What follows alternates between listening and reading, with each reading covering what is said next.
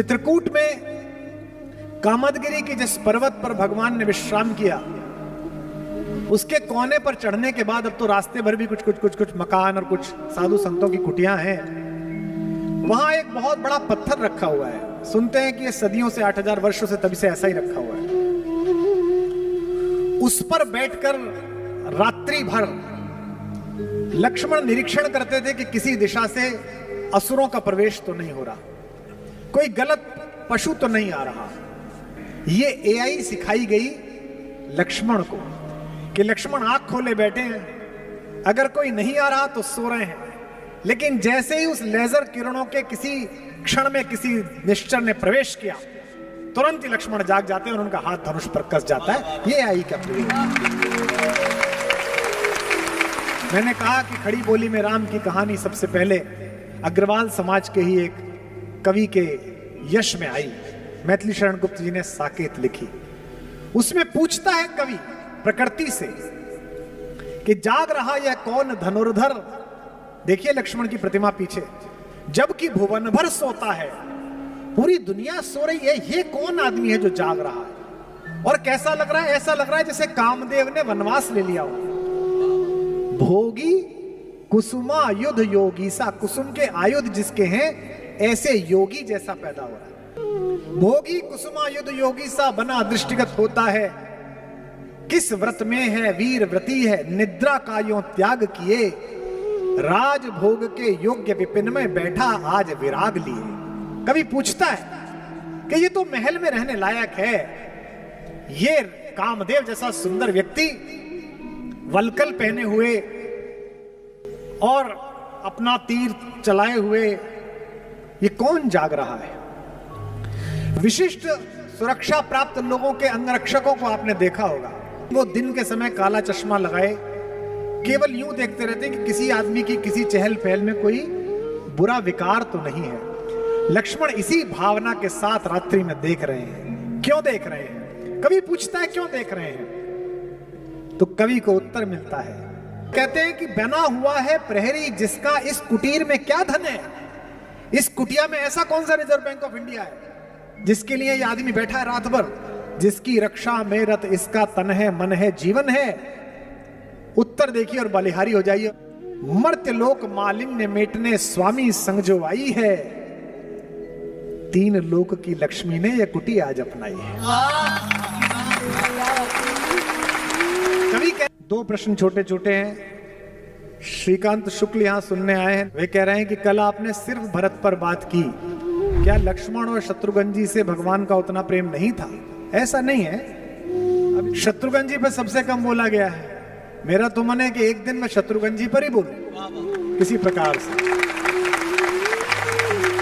लक्ष्मण जी पर पहले बोल चुका हूं, कुछ जगह बोला है, लेकिन आपने कहा है कि लक्ष्मण से प्रेम नहीं था। ऐसा नहीं, लक्ष्मण से भी बहुत प्रेम है। वस्तुतः देखो तो राम और लक्ष्मण अलग नहीं है। आप कितने भी यशवान हो जाएं, आप कितने भी धर्मशील हो जाएं, आप कितने भी आर्थिक रूप से मजबूत हो जाएं, आप देशों के राजा बन जाएं, लोकतंत्रों के महानायक बन जाएं, लेकिन सूरज की रोशनी में प्रधानमंत्री जी भी, राष्ट्रपति महोदया भी, कोई भी खड़ा होगा तो उसका शरीर, उसका परिदृश्य, उसके कपड़े कितने भी सुदर्शन हो, कितने भी उजले हो, उसकी परछाई काली पृथ्वी पर दिखाई देगी।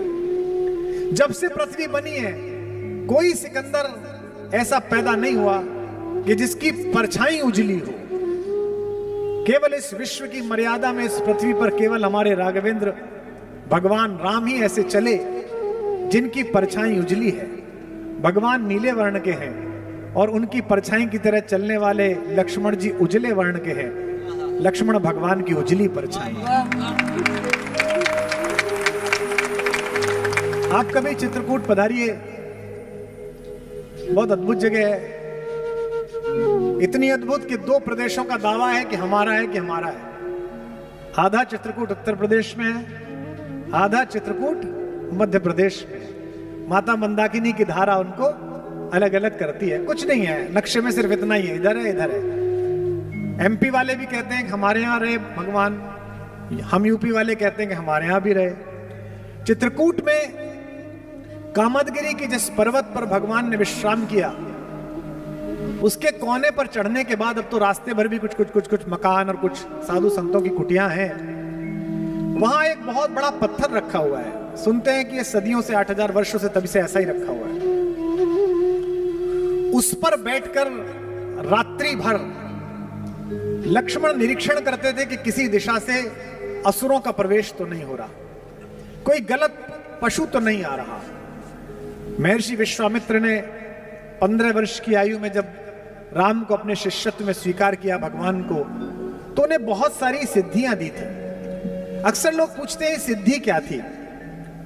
यह सिद्धि यूं मान के चलिए कि उस समय विश्व में डिफेंस साइंस की 2 बड़ी लैब थी।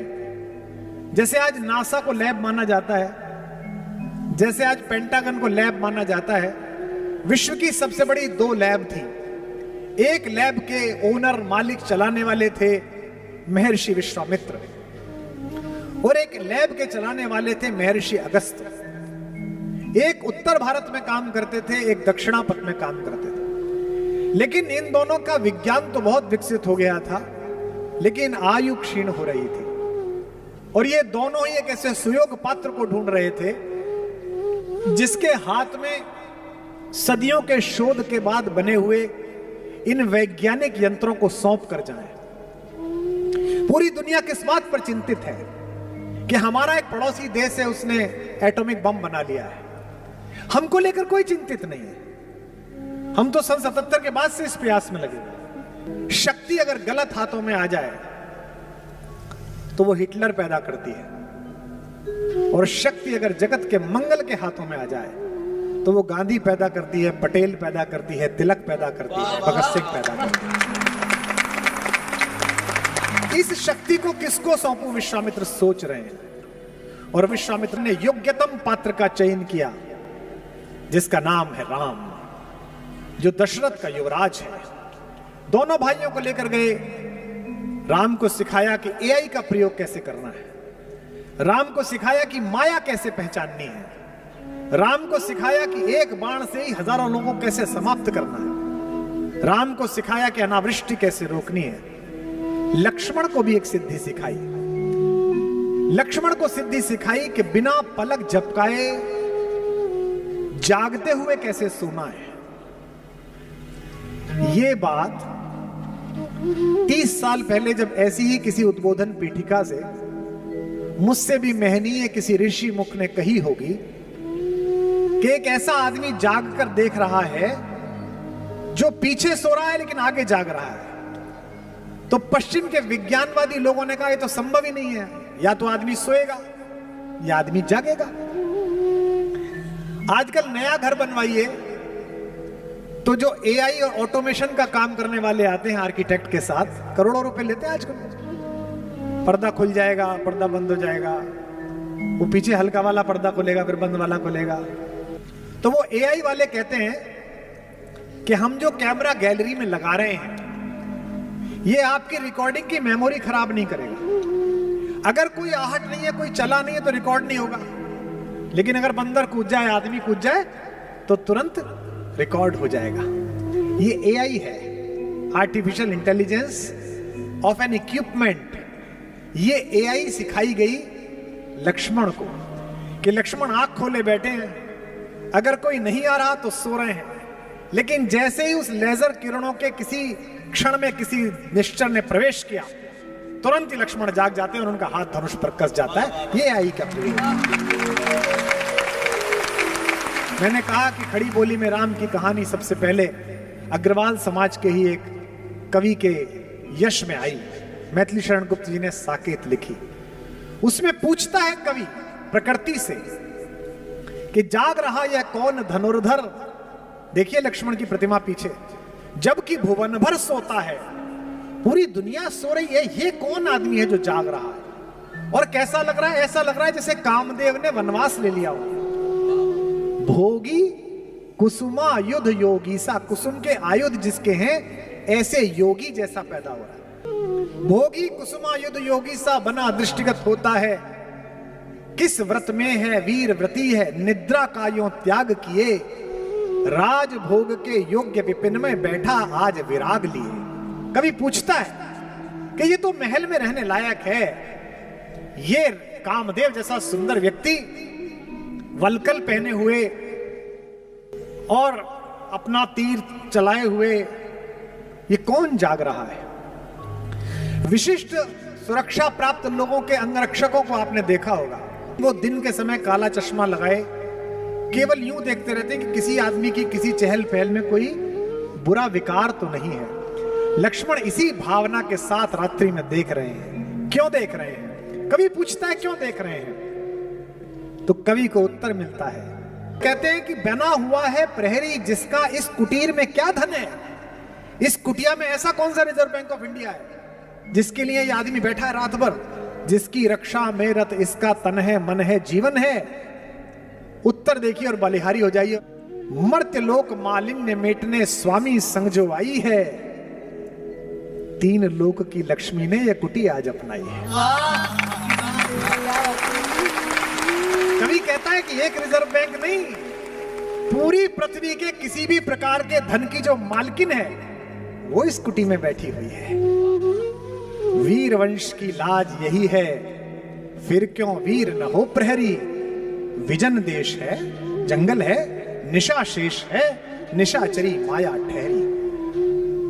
तो लक्ष्मण तो मेरे भाई, क्या आपका नाम है? श्रीकांत। लक्ष्मण तो राम की उजली परछाई है। पैदा होते से ही लक्ष्मण को पता चल गया कि मैं किस लिए पैदा हुआ। हमारे जीवन के चार हेतु हैं, धर्म, अर्थ, काम और मोक्ष। धर्म तो वो है जो हमें करना है। धर्मो धार्यति प्रजा, प्रजा जो धारण करती है वो धर्म है। रात्रि होने पे हम सोएंगे, ये शरीर का धर्म है।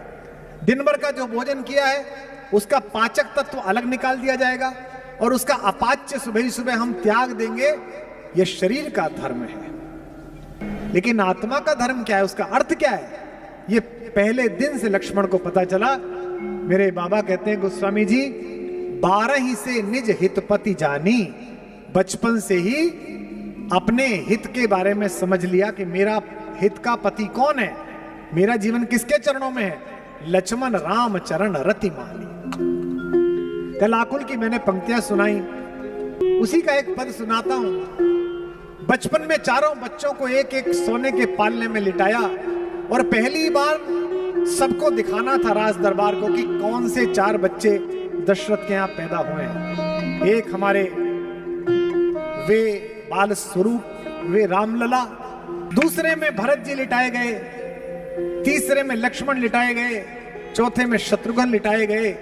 सब बच्चों के पैरों में घुंघरू बंधे हुए थे, सब आमोद कर रहे थे, सब प्रसन्न थे, नहाए धोए अच्छे कपड़ों के। एक बच्चा रोए ही जा रहा है और वो चुप ही नहीं हो रहा। वो चुप कैसे हुआ और वो कौन बच्चा था, यही श्रीकांत भैया तुम्हारे प्रश्न का उत्तर है। कि पालने में लखन व राम जी लिटाए गए, पालने में लखन व राम जी लिटाए गए। लेटते ही करुणा सदन चुप हो गए, लेटते ही करुणा सदन चुप हो गए, लेटते ही करुणा सदन चुप हो गए। पालने में लखन व राम जी लिटाए गए। लेटते ही करुणा सदन चुप हो गए, लेटते ही करुणा सदन चुप हो गए, लेटते ही करुणा सदन चुप हो गए। किंतु लक्ष्मण कुछ ऐसा तेज रोए, किंतु लक्ष्मण कुछ ऐसा तेज रोए। जिन्हें रोता देख धरती गगन चुप हो गए, धरती गगन चुप हो गए, रोता देख धरती गगन चुप हो गए। राजवैद्य आए कोई रोग ना बता सके तो, राजवैद्य आए कोई रोग ना बता सके तो। ज्योतिषी भी करके यतन चुप हो गए, ज्योतिषी भी करके यतन चुप हो गए, ज्योतिषी भी करके यतन चुप हो गए। गुरु ने उठाया और लखन को राम के चरण में लिटाया तो लखन चुप हो गए।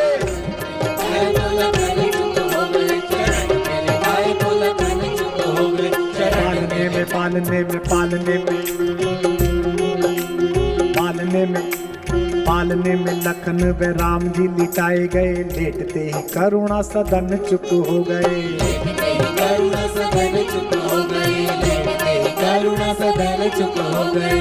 किंतु लक्ष्मण कुछ ऐसा तेज रोए, जिन्हें रोता देख धरती गगन चुप हो गए। रोता देख धरती गगन चुप हो गए, रोता देख धरती गगन चुप हो गए। राजवैद्य आए कोई रोग ना बता सके, तो ज्योतिषी भी करके यतन चुप हो गए। ज्योतिषी भी करके यतन चुप हो गए, ज्योतिषी भी करके यतन चुप हो गए। गुरु ने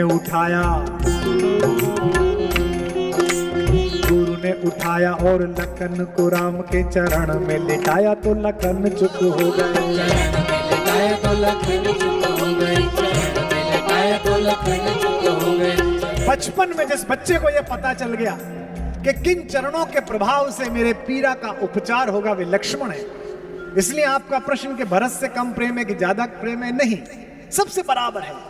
और लक्ष्मण की मां मेरी मां सुमित्रा भी मेरी मां कौशल्या से कम नहीं है। जाते हैं लक्ष्मण पूछने के लिए कि मां, भैया और भाभी वनवास जा रहे हैं, कि मैं चला जाऊं कि नहीं चला जाऊं? आप मां हैं, आपसे पूछने आया हूं। मां कहती है तुझे किसी ने गलत बता दिया, मैं तेरी मां हूं। कहती है तेरी मां तो सीता है बेटा, तात राम सब भांति सने। और कहती है कि यहां रहने से अयोध्या में रहूं या जंगल में जाऊं? तो सुमित्रा ने क्या कहा? अवध तहां जह राम निवासु, तहां दिवस जहां भानु प्रकाशु। बेटा जैसे जहां सूरज निकलता है दिन वहीं हो जाता है, राम जहां रहेंगे वहीं अयोध्या हो जाएगी, तो इसलिए अयोध्या में। और मन ना बदल जाए, बेटे के मन में शंका ना आ जाए, इसलिए कहती हैं जो पे राम सिया वन जाही, अवध तुम्हार काम कछु नहीं। तेरा कोई काम नहीं है। कैसा परिवार है, कैसी पत्नी है उर्मिला। सीता तो फिर भी भगवान के सामीप्य में है, चाहे वनवासी जीवन है, लेकिन पति तो है, सुख दुख में साथ वाला। उर्मिला से तो पूछा भी नहीं गया। उर्मिला जब भरत आए जंगल में मनाने के लिए राम को, तो पूरे अयोध्या को लेकर आए। एक कथा आती है कि उर्मिला उस दिन आई। सीता उनकी बहन भी है, देवरानी होने के अतिरिक्त उनकी बहन भी है। वो सीता की कुटिया में बैठ गई। अब सब लोग बैठे हुए हैं, पुरुष तो अंदर जा नहीं रहे, तो लक्ष्मण से बात तो कर नहीं सकती। तो सीता बड़ी बहन होने के अतिरिक्त हम सबकी मां भी है, और जिनकी बड़ी बहनें उन्हें पता हो कि बड़ी बहनें अक्सर मां हो जाती हैं, छोटी बहनें इस तरह बात करती हैं उनसे। मां से भी जो बात नहीं करती छोटी बहन, वो बड़ी बहन से बात कर लेती है। सीता मनोभाव समझ गई कि मैं तो अपने पति के साथ रहती हूं, उसने तो देखा ही नहीं है। तो उन्होंने लक्ष्मण से कहा कि लल्ला, मेरी झोपड़ी में, कुटिया में फूलों की डलियां रखी है, उसे उठा लाओ, तुम्हारे भैया की शाम की संध्या के लिए माला बना दूंगी। लक्ष्मण ने कहा जो आज्ञा भाभी। और तेज गति से लक्ष्मण गए। लक्ष्मण को क्या पता, जैसे ही कुटिया का द्वार खोला तो सामने उर्मिला, वो खड़ी हो गई। अब सोचो, पूछ के नहीं आए हैं, लेकिन जैसे ही देखा, अब लक्ष्मण असमंजस में कि लौटूं कि बात करूं। तो मैथिली शरण गुप्त कहते हैं, खुद उर्मिला ने आगे बढ़कर मुस्कुराते हुए कहा, कभी मेरे बाग में घूमने वाले वो हिरन, आजकल तू जंगल में घूमता है, मैं तुझे बांधूंगी नहीं, इसलिए भय मत कर। मेरे उपवन के हरिण आज वनचारी, मैं बांध न लूंगी तुझे, तजो भय भारी। लक्ष्मण भी कहते हैं कि मैं तुम्हें इसलिए नहीं छोड़ के आया कि मैं तुमसे प्रेम करता हूं, मैं तुम्हें इसलिए छोड़ के आया हूं कि सीता तो अधिकारिणी है राम का प्रेम पाने के लिए। राम अधिकारी हैं कि सीता जैसी दिव्य विभूति और भगवती का पाणी ग्रहण करें, पर मुझ में तो कोई योग्यता ही नहीं है कि मैं सीता की बहन का हाथ थामूं। वन में तनिक तपस्या करके बनने दो मुझको निज योग्य, भाभी की बहना तुम मेरे अर्थ नहीं केवल उपभोग्य। तुम केवल मेरी पत्नी नहीं हो, तुम जगत नंदिनी सीता की बहन हो। मुझे इस योग्य तो बनने दो कि कोई व्यक्ति ये ना कहेगी, अरे कहां तो सीता का पति, मर्यादा पुरुषोत्तम राघवेंद्र और काल उर्मिला का पति, तो वे तो तपस्वी हैं ही, मुझे तपस्या करने दो। आप सबको पता है कि जब संजीवनी बूटी लेकर गए हनुमान, तो रास्ते में उत्तर प्रदेश क्रॉस किया। एयर सीमाओं का सर्वेक्षण था कि कोई क्रॉस ना कर ले। रडार ने बताया कि ऊपर एक अद्भुत तरीके का कोई यान जा रहा है। भरत ने कहा कि ऐसे बिना अलार्म के कोई अयोध्या की एयर सीमा कैसे क्रॉस करेगा, उतारो इसे नीचे। तो उनको तीरों से घेर के नीचे उतारा गया। टेक्निक देखिए आप। जब नीचे उतरे तो देखा कि वो तो राम राम बोल रहा है, हे राम हे राम। भैया आप कौन है? मैं अंजनी पुत्र हनुमान हूं, भगवान का सेवक हूं। कहां जा रहे हो भैया? उनके छोटे भाई को मूर्छा आ गई है। भरत बड़े दुखी है। भरत ने कहा कि ये उन्हीं का घर है, मैं उनका छोटा भाई हूं और ये चरण पादुकाएं रख के चला रहे हैं। उनकी सेवा सत्कार उन्हें जाना था, माएं बुलाई गई। क्या कहा कौशल्या ने? कौशल्या ने हनुमान के कान में चुपचाप कहा, भैया मेरे बेटे से कह देना 14 वर्ष प्रतीक्षा बहुत करी है, लेकिन लक्ष्मण के बिना अयोध्या ना आए।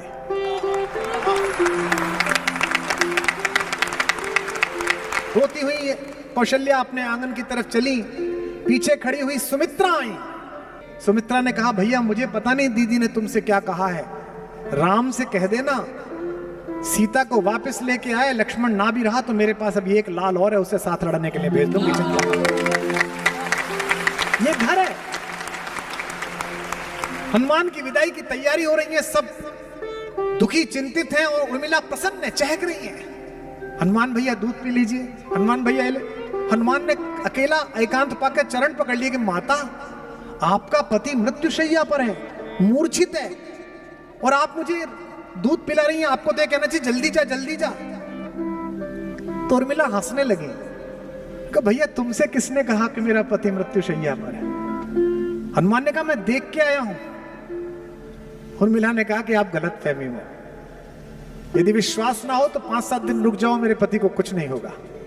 क्योंकि जम्हाई में भी रात को सोते समय जिस राम का नाम लेने से सुबह आदमी जिंदा उठता है, उसकी गोदी में यमराज छोड़ो महाकाल लेके नहीं जा सकता मेरे पति को।